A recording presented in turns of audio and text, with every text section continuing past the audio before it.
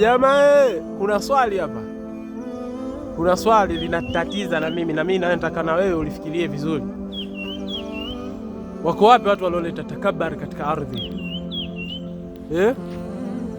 Yuko wapi Firauni laanatullahi alayhi?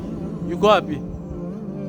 Wako wapi kina Adi, kina Thamudi, kina Namrudi, kina ashabul aikat? Wote wako wapi? Wako wapi wanazuoni waliokuwa na akili kubwa mpaka maneno yao yakaandikwa kwa wino wa dhahabu na majina yao yakapambwa kwamba hawa ni watu wenye akili sana?